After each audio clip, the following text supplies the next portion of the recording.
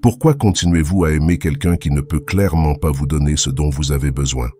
Aujourd'hui, nous allons parler de ce que Carl Jung a découvert sur les personnes évitantes et pourquoi votre amour, aussi sincère soit-il, ne suffira jamais à les changer. Vous aimez cette personne profondément. Vous voyez son potentiel. Vous sentez sa vulnérabilité cachée sous cette carapace d'indifférence. Vous êtes convaincu que si vous l'aimez assez fort, si vous êtes assez patient, si vous prouvez votre valeur, elle finira par s'ouvrir. Mais voilà le problème. Plus vous essayez, plus elle s'éloigne. Vous vous accrochez à des miettes d'espoir, un sourire fugace, un moment de tendresse inattendue, une confidence partagée dans un moment de faiblesse. Voilà, vous pensez, elle s'ouvre enfin. Mais le lendemain, elle redevient froide, comme si cette intimité ne s'était jamais produite. Vous passez votre temps à analyser ses moindres gestes, à chercher des preuves qu'elle change, qu'elle évolue, que vos efforts portent leurs fruits. Et vous continuez à donner, à espérer, à vous épuiser émotionnellement en essayant de percer cette muraille qu'elle a construite autour de son cœur. La vérité que personne ne veut entendre, c'est que votre amour ne peut pas guérir quelqu'un qui ne veut pas être guéri. Et pire encore, votre amour peut en fait aggraver leur comportement évitant. Carl Jung a passé des décennies à étudier les mécanismes psychologiques qui gouvernent nos relations, et il a découvert quelque chose de profondément troublant sur l'attachement évitant. Ces personnes ne sont pas juste difficiles à atteindre, elles sont psychologiquement programmées pour rejeter l'intimité, même quand elles la désirent désespérément. Cela commence très tôt dans l'enfance. L'enfant qui deviendra un adulte évitant a appris que l'amour était dangereux. Peut-être avait-il des parents émotionnellement instables qui alternaient entre affection excessive et rejet brutal. Peut-être était-il constamment critiqué quand il exprimait ses besoins émotionnels, ou peut-être ses parents étaient-ils tout simplement absents émotionnellement. Dans certains cas, cet enfant a grandi dans un environnement où l'expression des émotions était perçue comme une faiblesse. On lui a appris que pleurer était honteux, que demander du réconfort était être trop sensible, que ses besoins émotionnels étaient un fardeau pour les autres. Il a intériorisé le message que pour être aimé et accepté, il devait être autonome, fort, ne jamais montrer de vulnérabilité. D'autres fois, l'enfant a vécu des traumatismes d'abandon répétés. Peut-être qu'un parent est parti sans explication, ou qu'il a été placé dans différents foyers, ou qu'il a vécu l'instabilité émotionnelle constante de ses figures d'attachement. Pour cet enfant, s'attacher profondément à quelqu'un est devenu synonyme de risque de souffrance insupportable. Il y a aussi les enfants qui ont dû devenir des petits adultes trop tôt. Ils ont pris soin de parents dépressifs, alcooliques ou émotionnellement immatures. Ils ont appris que leurs propres besoins passaient en dernier, que leur rôle était de donner et non de recevoir. À l'âge adulte, recevoir de l'amour leur paraît étrange, presque suspect. Pour survivre psychologiquement, cet enfant a développé une stratégie, ne compter que sur lui-même, ne jamais être vulnérable, ne jamais avoir besoin de quelqu'un au point de risquer d'être blessé à nouveau. Cette stratégie devient si profondément ancrée qu'elle fonctionne de manière automatique à l'âge adulte. Quand vous offrez votre amour à une personne évitante, vous déclenchez involontairement tous leurs mécanismes de défense. Les psychologues appellent cela la blessure primordiale. C'est une blessure si profonde qu'elle déforme la capacité même d'une personne à recevoir l'amour. Ce n'est pas qu'elle ne veut pas de votre amour, c'est qu'elle ne peut littéralement pas le recevoir sans ressentir une terreur existentielle. Voici ce qui se passe dans l'esprit d'une personne évitante quand vous leur montrez de l'amour. Leur système nerveux interprète votre proximité émotionnelle comme une menace. Leur cerveau primitif se dit « Attention, danger ». Cette personne essaie de créer une dépendance émotionnelle. Si j'accepte cet amour, je vais devenir vulnérable et ensuite, elle va me faire du mal comme tous les autres. Ce processus n'est pas conscient. La personne évitante ne se réveille pas le matin en décidant de rejeter votre amour. C'est un mécanisme automatique, profondément ancré, qui s'active dès qu'elle sent qu'une relation devient trop intime. Elle peut même être frustrée par ses propres réactions, ne comprenant pas pourquoi elle sabote quelque chose de beau. Certaines personnes évitantes décrivent cette expérience comme une sensation d'étouffement. Votre amour, aussi doux soit-il, leur donne l'impression de manquer d'air. Elles ressentent physiquement le besoin de fuir, même quand intellectuellement, elles savent que vous êtes quelqu'un de bien. D'autres parlent d'une voix intérieure critique qui devient de plus en plus forte quand la relation s'approfondit. Cette voix leur répète « Tu ne mérites pas cet amour. Cette personne va découvrir qui tu es vraiment et partir. C'est trop beau pour être vrai, méfie-toi. » Alors, ils reculent. Ils deviennent froids. Ils créent de la distance. Ils peuvent même devenir cruels pour vous forcer à partir, parce que votre départ confirme leur croyance que l'amour finit toujours par faire mal. Et vous, face à ce recul, que faites-vous? Vous redoublez d'efforts. Vous essayez d'aimer plus fort, d'être plus compréhensif, plus patient. Vous pensez que si vous prouvez que vous êtes différent des autres, que votre amour est authentique, vous pourrez percer leur défense. Mais c'est exactement l'inverse qui se produit. Plus vous insistez, plus vous confirmez leurs peurs les plus profondes. Votre persistance amoureuse devient la preuve que vous êtes envahissant, que vous voulez les changer, que vous ne les acceptez pas tels qu'ils sont.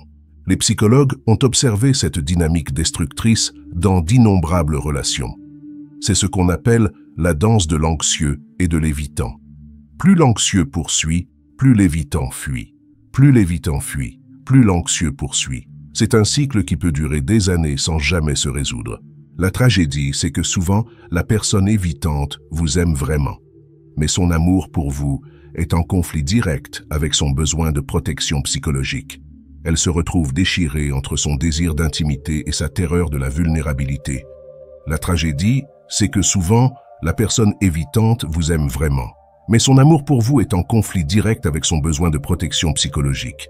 Elle se retrouve déchirée entre son désir d'intimité et sa terreur de la vulnérabilité.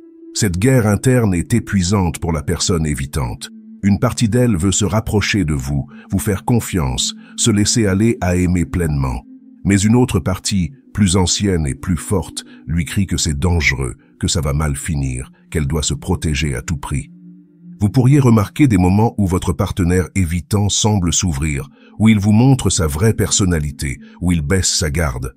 Ces moments peuvent être magnifiques, intimes, pleins de promesses. Mais invariablement, ils sont suivis d'un retrait, comme si la personne prenait peur de sa propre vulnérabilité. Ce cycle d'approchement et d'évitement peut être déroutant et douloureux. Vous commencez à anticiper le retrait après chaque moment d'intimité, ce qui vous rend anxieux et hyper vigilant. Vous marchez sur des œufs, essayant de ne pas effrayer votre partenaire avec trop d'amour ou d'affection.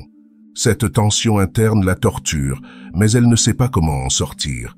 Elle a passé tellement d'années à construire ses défenses qu'elle ne sait plus comment les abaisser, même quand elle le voudrait. Et pendant ce temps, vous vous épuisez. Vous commencez à douter de votre propre valeur. Vous vous demandez ce qui cloche chez vous pour que quelqu'un ne puisse pas simplement accepter votre amour. Vous développez peut-être une obsession pour prouver votre amour, pour mériter leur affection. Cette obsession peut devenir dévorante. Vous analysez chaque mot, chaque geste, chaque silence de votre partenaire. Vous cherchez des signes qu'il s'ouvre, des preuves que vos efforts portent leurs fruits. Vous commencez à marcher sur des œufs, à modifier votre comportement pour ne pas déclencher leur retrait. Vous pourriez même commencer à justifier leur comportement froid ou distant. Il a eu une enfance difficile, vous dites-vous. Elle ne sait pas comment exprimer ses sentiments. Vous créez des excuses pour expliquer pourquoi ils ne peuvent pas vous donner l'amour que vous méritez. Cette rationalisation devient une prison psychologique. Plus vous justifiez leur comportement, plus vous vous convainquez que le problème vient de vous, que si seulement vous étiez plus patient, plus compréhensif, plus aimant, il finirait par s'ouvrir. Carl Jung avait une perspective radicale sur ce type de situation. Il disait que continuer à aimer quelqu'un qui ne peut pas recevoir votre amour n'est pas de l'amour véritable, c'est de la codépendance déguisée. Quand vous persistez à aimer quelqu'un qui vous rejette constamment, vous n'aimez pas cette personne pour qui elle est vraiment. Vous aimez votre fantasme de qui elle pourrait devenir si seulement elle guérissait. Vous aimez l'idée de vous-même en tant que sauveur, en tant que personne capable de transformer quelqu'un par la seule force de votre amour. C'est ce que les psychologues appellent « aimer l'ombre ». Aimer non pas la personne réelle, mais la projection de vos propres besoins psychologiques non résolus. Il y a souvent des raisons profondes pour lesquelles nous sommes attirés par des personnes évitantes. Ces raisons remontent généralement à notre propre enfance et au modèle d'amour que nous avons intégré très tôt. Peut-être avez-vous grandi en pensant qu'il fallait mériter l'amour. Peut-être avez-vous un parent qui était également émotionnellement distant et vous essayez inconsciemment de résoudre cette blessure d'enfance en gagnant l'amour de votre partenaire évitant. Certaines personnes sont attirées par les évitants parce qu'elles associent inconsciemment l'amour difficile à obtenir avec l'amour vrai. Si quelqu'un vous aime facilement, votre cerveau pourrait interpréter cela comme moins précieux, moins significatif. Vous avez peut-être intériorisé l'idée que ce qui a de la valeur doit être difficile à obtenir. D'autres fois, l'attraction vient d'un besoin de contrôle déguisé en amour. Aimer quelqu'un d'émotionnellement indisponible vous donne un projet, un défi, quelque chose à résoudre. Cela peut masquer vos propres peurs de l'intimité véritable. Après tout, si votre partenaire n'est jamais vraiment disponible émotionnellement, vous n'avez jamais à risquer d'être complètement vu et potentiellement rejeté pour qui vous êtes vraiment. Il y a aussi ceux qui ont développé une identité basée sur le fait d'être celui qui sauve les autres. Votre estime de soi dépend de votre capacité à guérir, à réparer, à transformer les gens blessés. Une personne évitante devient alors le parfait projet pour nourrir cette identité de sauveur. Ou peut-être avez-vous développé une identité basée sur le fait d'être celui qui sauve les autres. Votre estime de soi dépend de votre capacité à guérir, à réparer, à transformer les gens blessés. Mais les spécialistes nous mettent en garde, cette dynamique n'aide personne, elle ne guérit pas la personne évitante et elle vous détruit psychologiquement. La personne évitante ne peut pas guérir dans une relation où elle se sent constamment pressée de changer. Elle a besoin d'espace, de sécurité, de la garantie qu'elle ne sera pas abandonnée si elle ne correspond pas à vos attentes émotionnelles. Plus vous essayez de les réparer, plus vous confirmez leur croyance profonde qu'ils sont défectueux. Votre amour, aussi bien intentionné soit-il, devient une source de honte pour eux. Ils voient dans vos efforts constants la preuve qu'ils ne sont pas assez bien tels qu'ils sont. Cette dynamique crée un paradoxe cruel. La personne évitante se sent simultanément étouffée par votre amour et indigne de le recevoir. Elle commence à ressentir votre présence comme un rappel constant de son incapacité à être normale émotionnellement. Et vous ne pouvez pas vous épanouir dans une relation où vos besoins émotionnels légitimes sont constamment niés ou minimisés. Jung parlait d'un concept appelé individuation, le processus par lequel nous devenons des êtres humains complets et autonomes. Pour vous, l'individuation signifie accepter que vous ne pouvez pas changer quelqu'un d'autre, peu importe à quel point vous l'aimez. Cela signifie reconnaître que votre besoin de sauver cette personne vient de vos propres blessures non guéries, pas d'un amour véritable. Ce processus d'individuation n'est pas facile. Il exige que vous fassiez face à vos propres vides émotionnels au lieu de les combler à travers la mission de guérir quelqu'un d'autre. Il vous demande d'examiner pourquoi vous êtes attiré par des personnes émotionnellement indisponibles. Cela signifie comprendre que l'amour authentique respecte les limites de l'autre, même quand ces limites nous font mal. L'amour véritable pour une personne évitante ressemble parfois à du détachement. C'est lui donner l'espace dont elle a besoin sans la poursuivre. C'est accepter ses limitations émotionnelles sans essayer de les réparer. C'est être présent sans être envahissant. Mais souvent, ce type d'amour détaché n'est possible que quand vous avez d'abord fait le travail de vous aimer vous-même, quand vous avez comblé vos propres vides émotionnels, quand vous n'avez plus besoin de la validation de quelqu'un d'autre pour vous sentir entier. Cette transformation personnelle est profonde. Elle implique de redéfinir ce que signifie aimer quelqu'un. Au lieu de voir l'amour comme un projet de réparation, vous commencez à le voir comme un cadeau offert librement, sans condition ni attente de retour. Les psychologues croient que les relations les plus saines se forment entre deux personnes individuées, deux personnes complètes qui choisissent d'être ensemble, pas parce qu'elles ont besoin l'une de l'autre, mais parce qu'elles s'enrichissent mutuellement. Quand vous atteignez ce niveau de maturité émotionnelle, quelque chose d'intéressant se produit. Soit votre partenaire évitant commence naturellement à s'ouvrir parce qu'il ne se sent plus pressé ou menacé, soit vous réalisez que cette relation ne vous convient tout simplement pas. Ce changement en vous crée un environnement différent dans la relation. sans la pression constante de vos attentes émotionnelles, sans l'énergie anxieuse de quelqu'un qui essaie de les réparer, la personne évitante peut commencer à respirer. Elle peut commencer à explorer sa propre capacité à l'intimité sans se sentir étouffée. Parfois, ce nouvel espace permet à la personne évitante de réaliser qu'elle veut vraiment travailler sur ses propres blocages. Elle peut chercher une thérapie, commencer à examiner ses patterns, faire le travail difficile de démanteler ses défenses. Mais c'est son choix, son timing, son processus, pas quelque chose que vous avez forcé ou manipulé. D'autres fois, même avec cet espace et cette absence de pression, la personne évitante ne change pas. Et c'est là que votre propre croissance devient cruciale. Parce que vous êtes maintenant assez fort et complet pour reconnaître que cette dynamique ne vous nourrit pas, vous pouvez faire le choix difficile mais nécessaire de partir. Dans les deux cas, vous gagnez. Soit vous obtenez la relation authentique que vous avez toujours voulu, soit vous vous libérez pour trouver quelqu'un qui peut vraiment vous donner l'amour que vous méritez.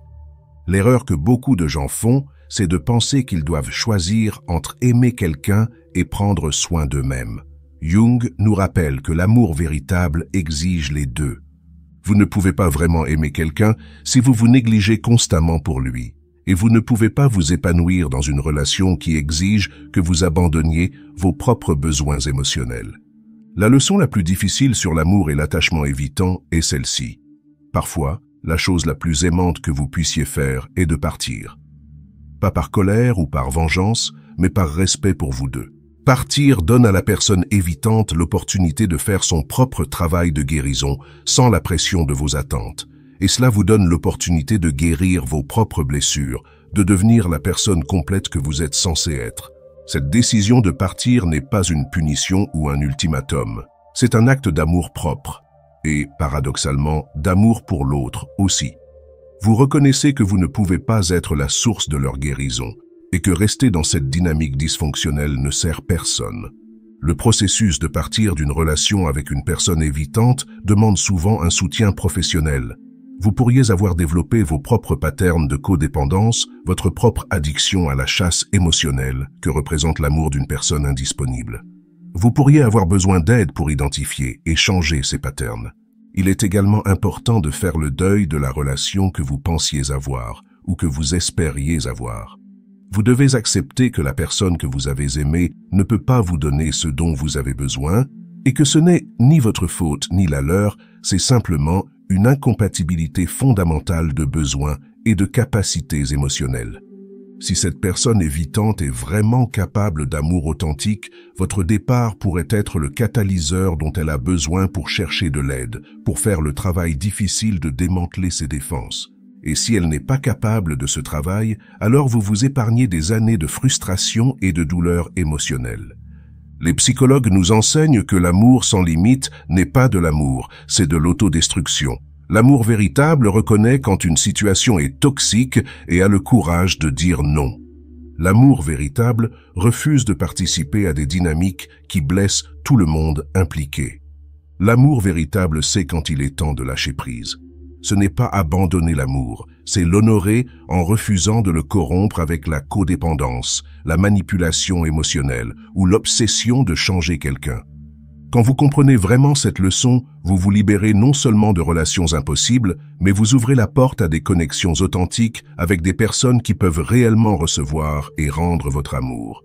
J'espère que cette vidéo vous a aidé à comprendre pourquoi l'amour seul ne suffit pas avec une personne évitante et pourquoi respecter cette réalité est en fait un acte d'amour plus profond que de continuer à insister. Merci d'avoir regardé jusqu'à la fin. Si ce contenu vous a apporté quelque chose, vous pouvez laisser un super thanks pour soutenir la chaîne et n'hésitez pas à partager votre expérience dans les commentaires. À bientôt pour la prochaine vidéo.